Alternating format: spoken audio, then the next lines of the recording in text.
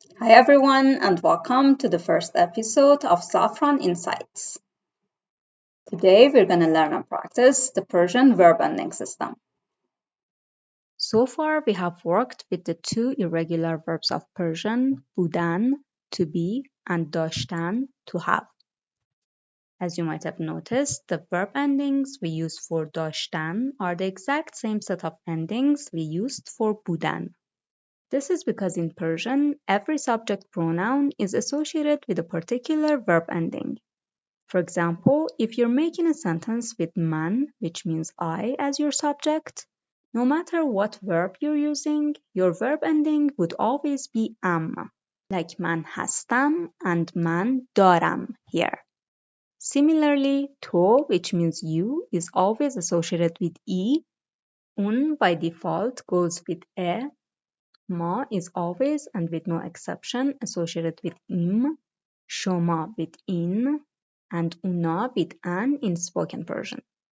This means that once you learn this set of pairings, you can use it for practically every verb in every tense, aspect, and mood in Persian. So let's have a review. Man, am, to, I, un, e, ma, im, shoma, in, and una, an. Now once more in Persian script.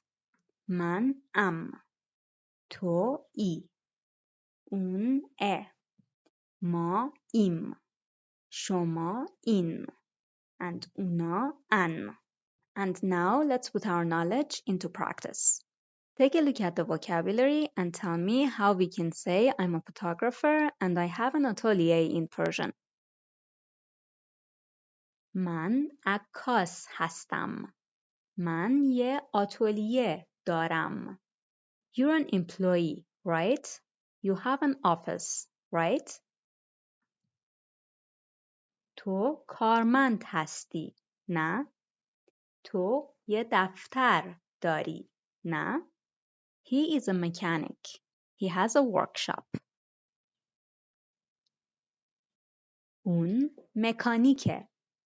اون یه مکانیکی داره. We are cooks. We have a restaurant. ما آشپز هستیم. ما یه رستوران داریم. Are you teachers? How many classes do you have? شما معلم هستین؟ شما چند تا کلاس دارین؟ They are dentists.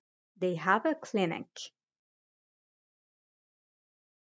اونا دندان پزشک هستن. اونا یک کلینیک دارن. Perfect. Now you can work with your verb endings. Have fun with your Persian and see you soon.